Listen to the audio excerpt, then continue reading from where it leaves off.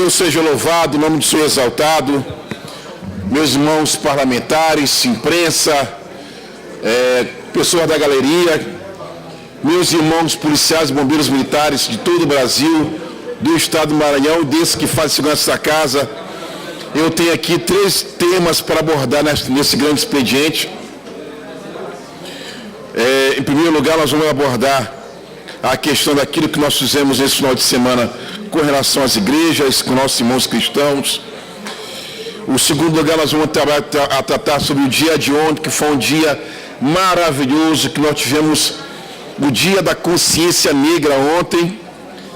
E em terceiro lugar, nós vamos falar da questão dos últimos fatos que têm acontecido no Rio de Janeiro, com relação ao helicóptero que caiu, e também do programa da Fátima Bernardes, que fez uma enquete, no mínimo, triste para nós policiais militares.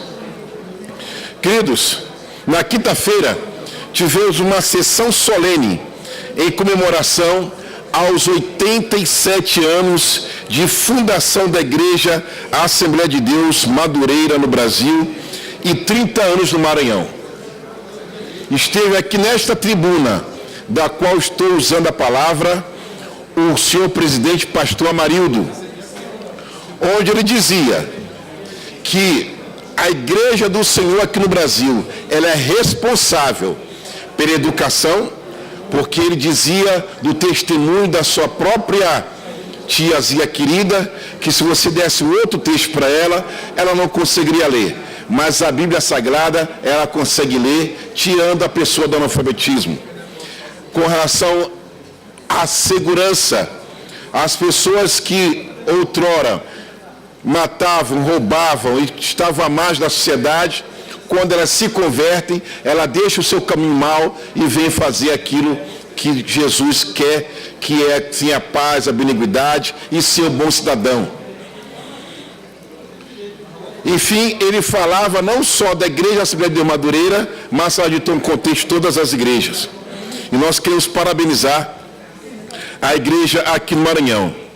E entre os dias 18 a 20 de novembro, aconteceu o encontro de mulheres da também Igreja Assembleia de Deus Madureira, aqui no Espaço Cauê, reunindo para ali mais de 3.000 mulheres fortes, guerreiras, aprendendo a palavra do Senhor, dizendo que o mundo é ruim, é bom estar na presença de Deus.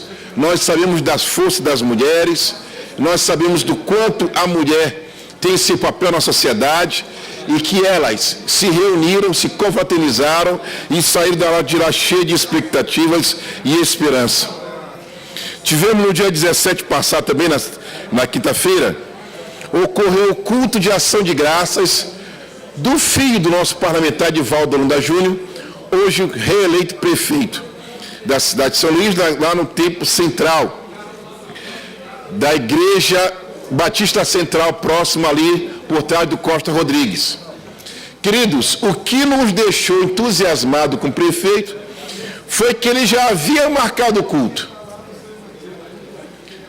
Se tivesse vitória, como teve vitória, ele fez o culto de ação de graça. E se tivesse derrota, assim mesmo ele iria glorificar o nome de Jesus. Isso aí nos emocionou. E tem como testemunho o próprio pastor dele que confirma isso. E ontem, às 9 horas da manhã, tivemos uma entrevista muito bacana, muito legal, com o nosso bispo Jonas, no programa da Rádio Esperança. E o bispo Jonas abordou de vários assuntos também as questões parlamentares. Ele é muito inteligente, muito eclético. O bispo Jonas mandou um forte abraço também para o nosso reeleito Edivaldo Holanda Júnior. Falou do culto que houve na Igreja Batista Central, deputado Edivaldo. E aqui falava, deputado Edivaldo, que o nosso prefeito já havia marcado o culto, independente de ganhar ou não a eleição. E nós glorificamos a Deus por isso, porque muitas das vezes você está sorrindo, glorificando o nome de Jesus só na vitória. Na derrota também você tem que glorificar o nome de Jesus, porque a Deus cabe todas as coisas. E ficamos muito motivados com isso. E o bispo Jonas mandou um forte abraço para o senhor, disse que conhece toda a família, né? E aguarda o senhor também, no qualquer domingo às 9 horas da manhã, para você dar uma pequena palavra lá, deputado Edivaldo Holanda. Eu sei que o senhor já tem esse programa na rádio, às 11 horas da noite, né? A Voz da Saudade, qual eu acompanho, mas também às 9 horas da manhã tem o nosso bispo Jonas, todo domingo. Querido, estou muito feliz com essas questões que nós fizemos esse final de semana com relação à Igreja do Senhor. Quero mandar um abraço muito caloroso ao nosso bispo Dom Belisário, que tem nos recebido muito bem lá, viu, deputado Bira? Aqui na Igreja da Sé. Aquele homem é cheio de sabedoria. Eu creio que todo parlamentar um dia tinha que estar com aquele homem. Aprender com ele. É um homem sábio, Dom Belisário. Você não sai de lá sem aprender alguma coisa. E na multidão de conselhos é que se faz sabedoria. Queridos, esse é o primeiro tema que eu queria falar. O segundo tema é sobre o Dia da Consciência Negra. Ocorreu na sexta-feira um ato público lá no Teatro João do Vale. Não tinha que ter outro lugar. Não poderia ser em outro lugar. No Teatro João do Vale, um negro que venceu a vida também, com a música, e que foi reverenciado pelos maiores cantores e compositores de todo o Brasil, né? E lá tivemos a presença do meu secretário, pode dizer que meu secretário como negro de igualdade racial, o senhor Gerson Pinheiro. Teve também Francisco Gonçalves, da igualdade racial, dos direitos humanos, e teve a presença também do governador do estado do Maranhão e do meu amigo, deputado Sérgio Frota, que estava lá também, né? Era um estranho no ninho que estava lá, né? Mas ele lá foi muito solidário com as pessoas, esteve conosco. E eu quero dizer da satisfação nossa, o deputado Marco Aurélio não está aqui presente, mas o deputado Marco Aurélio teve a singeleza de me colocar também como autor da lei que deu 17 de setembro ao Dia do Negro Cosme. Herói da balaiada, herói maranhense, o Negro Cosme está para o Maranhão, assim como o Zumbi dos Palmares está para o Brasil. Nós temos herói no Maranhão. Negro Cosme é o nosso herói. Está aqui a proposição, que já foi aprovada por esta casa. Fico muito feliz do deputado Marco Aurélio ter compartilhado essa alegria conosco. Deputado Bira, eu como negro estou muito feliz de estar aqui. E eu estou aqui com o texto dos avanços que nós temos para a negritude, para os negros do Maranhão, e é um texto feito pelo governador do estado do Maranhão, ao qual gostaria de ler. Porque nós não podemos ficar somente nas festas, nos dias comemorativos. O nosso povo negro ele tem que ter avanços. Lembrando que o Dia da Consciência Negra nasceu porque se cultuava muito 13 de maio. A princesa Isabel havia libertado os escravos, com aquela questão de solidariedade, com aquela questão de doçura, e o que a história diz que é totalmente contrário, papai. Os historiadores dizem que ali foi o último ato dela, o último suspiro para tentar manter a monarquia. Tanto é que no outro ano, 1889, nasceu a República através do Marechal Deodoro da Fonseca, acabando ali o ciclo da monarquia. Logo, precisávamos ter um dia nosso, um dia que nascia da base, um dia que nascia na negritude do Brasil, um dia com as nossas características, e não poderia ter outro dia, o dia da morte de Zumbi dos Palmares. Por isso que lá no Gedã, por isso que lá no Afracumabu, no Bloco Bibimã, se canta, 13 de maio, a nação Nagô, não faz festa não, não faz não senhor. Em protesto ao dia que diz que o libertou, mas o marginalizou, o jogou em outra escravidão. Eu não vou festejar a redentora que a história diz por aí. Redentora para mim foi Luiz Aneim, Negro Vivo, Negro Cosmo e o Grande Zumbi. Recusa a nação na gosto, falsos heróis que a história quer te dar. Te lembras da dor da corrente e que as chibatas tentaram sufocar. Esse é o hino da negritude do Maranhão. Eu não sei quem é o compositor, mas quando eu recito isso aqui, que eu não sei cantar, se eu cantar, os seus todos saíram. Tadeu de Obatalá, segundo meu amigo aqui. Muito obrigado, Raimundo Rodrigues. E esse hino, que é o hino da negritude, me arrepia aqui nesse parlamento. Deputado Cabo Campos. Deputado Bira. Por favor, deputado Bira. Vossa Excelência não sabe, mas eu sei cantar essa música. 13 de maio, a nação Nagu. Não faz festa não. Não faz festa não. Em protesto ao dia que diz que o libertou. Mas marginalizou, o jogou outra escravidão. Eu não vou festejar. Redentora da história que diz por aí. Redentora para mim. Redentora para mim. Foi o Luiz Anaim, Negro Cosme e o grande Zumbi. É isso. Muito bem, né? Parabéns pelo discurso, Vossa Excelência. Hoje muitos não compreendem a razão da luta do povo negro, não têm ideia do que foi a escravidão, não têm noção e ficam falando aí pelas redes sociais, às vezes as coisas mais absurdas que a gente pode ouvir sobre a história da população negra e dos seus líderes. Hoje, questionam o Zumbi dos Palmares, né? Se você acompanhar as redes sociais aí, você vai ver comentários os mais perversos possíveis, de gente que nunca pegou um livro de história, talvez, mas se refere de maneira pejorativa, achando que tudo isso é uma invenção da esquerda brasileira. Aí mistura com a luta política atual, não tem nada a ver com isso. Como também não tem nada a ver com isso a história do Negro Cosme, né? Tem a ver com uma luta de ideais, de uma luta histórica, de uma batalha pela liberdade, e que o Zumbi liderou lá nos Palmares e o Negro Cosme liderou aqui no Maranhão, na Balaiada. Então, Vossa Excelência só engrandece a nossa luta, a luta do nosso povo, da nossa gente, porque o caminho é esse mesmo. Nós não podemos negar nossas raízes, abrir mão da nossa história e daquilo que nós representamos por tudo que já sofremos na história, na pele, né? E até hoje continuamos a sofrer, como, por exemplo, o racismo, né? A discriminação, enfim, a exclusão social, que é sentida de maneira muito mais forte pela população negra do nosso país, e aqui no Maranhão não é diferente. Portanto, Vossa Excelência só engrandece esse momento, porque nós estamos na Semana da Consciência Negra. Eu já tive a oportunidade de ir à tribuna, me referi a esta data. Aliás, essa semana nós vamos ter uma audiência com as mulheres negras, estarão aqui na quarta-feira, discutindo a problemática das mulheres negras no estado do Maranhão. Vossa Excelência está convidado, como também todos aqueles que se somam a esta luta, inclusive o nosso amigo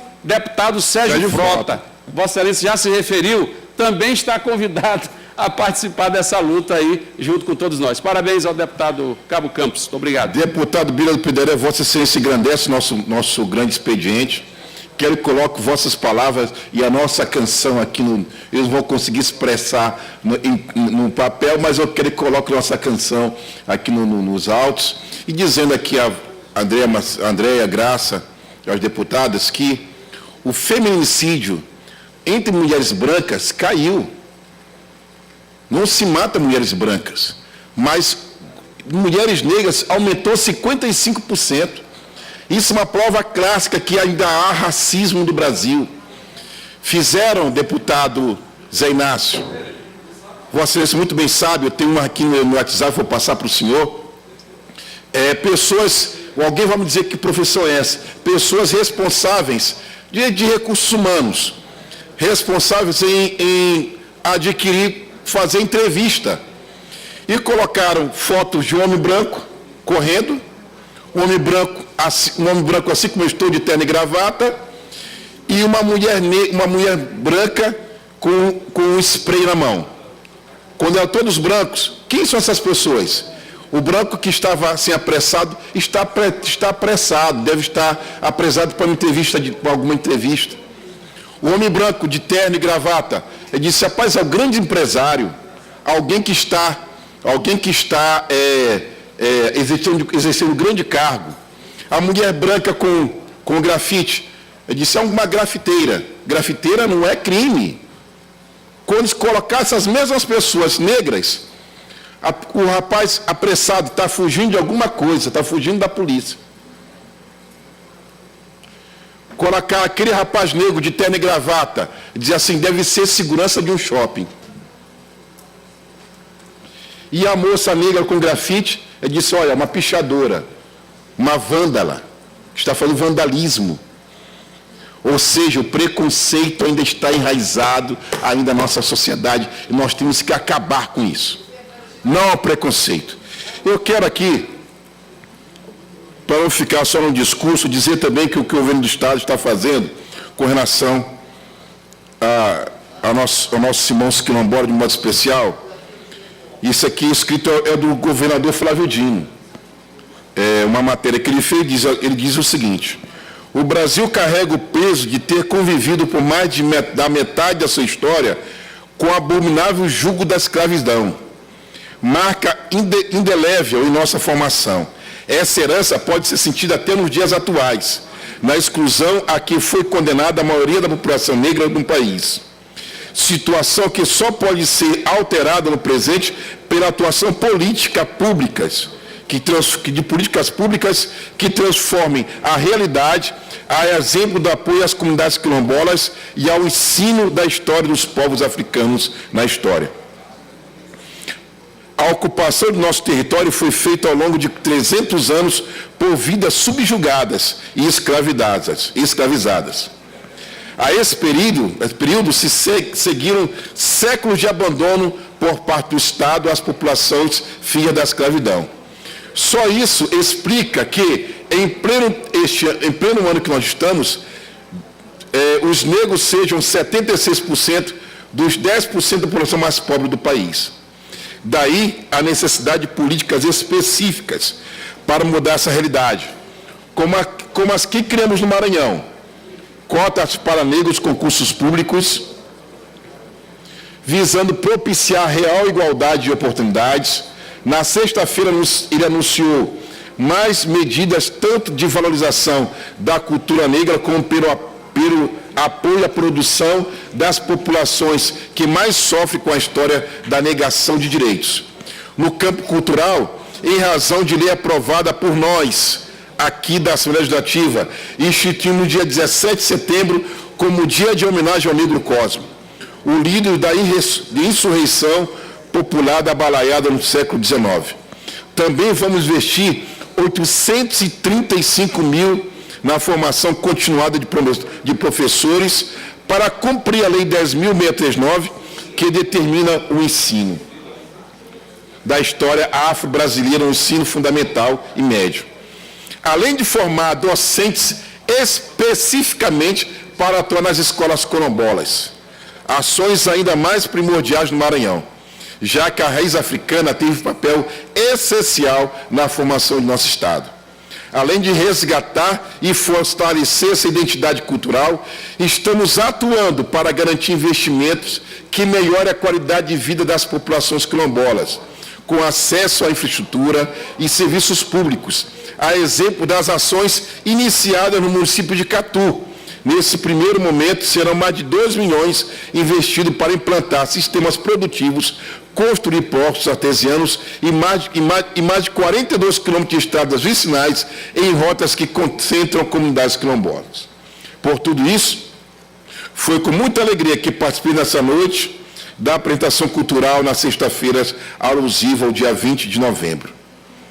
Isso foi lá na praça Nauro Machado. Queridos, era isso que eu queria falar com relação à negritude. Já falamos sobre as igrejas, sobre o nosso cristianismo maravilhoso que predomina no Brasil.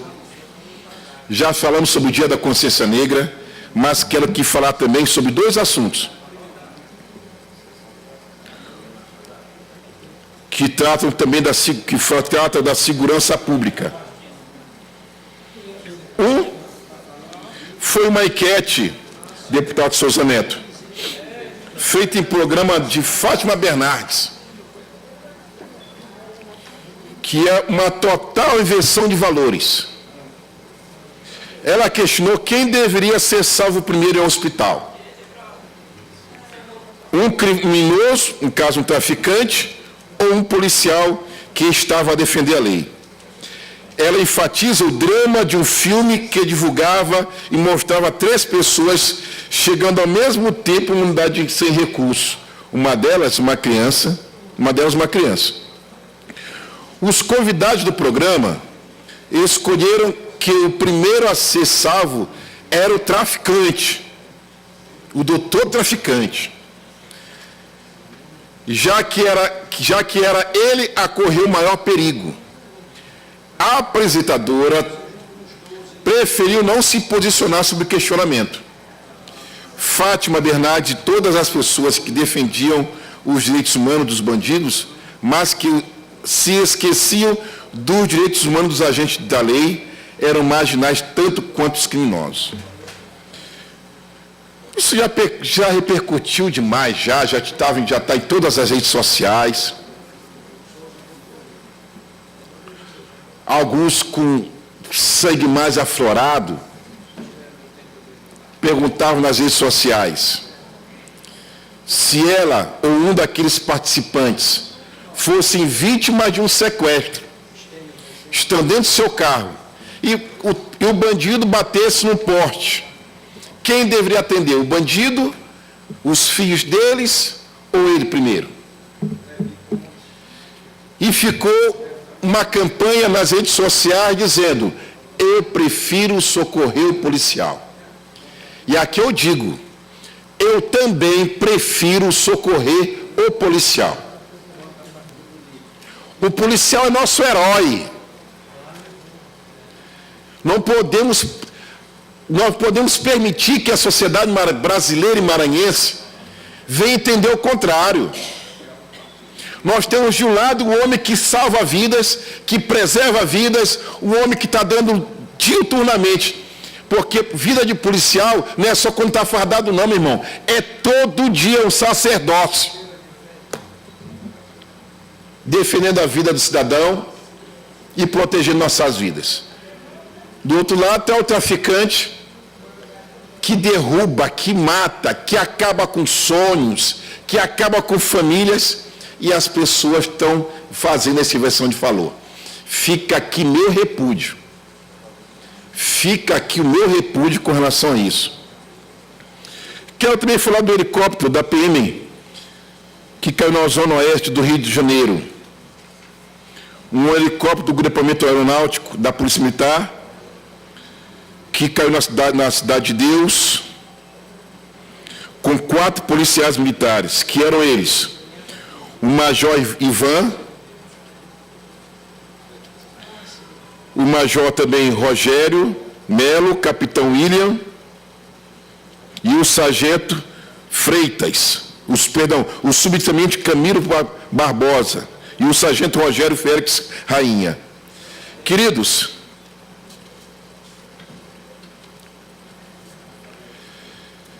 ali reflete aquilo que o policial militar passa.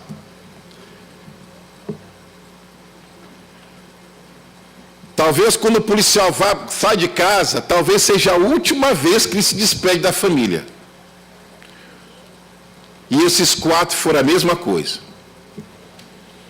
Quem é o culpado? O governo do Rio está sucateado. A perícia diz que não se encontrou vestígio de tiro, de bala no helicóptero. Se não for, ainda agrava muito mais, que então foi questão de manutenção da aeronave. O governo do Rio é responsável por essas 4 mortes. Responsável. E fica a dica ao programa da Globo, aos queridos globais que estão fazendo toda essa inversão de valores, que coloca mulheres nuas para nossas crianças verem durante a novela. Que herói são os policiais militares. Que Deus abençoe a todos, em nome de Jesus. Obrigado a todos.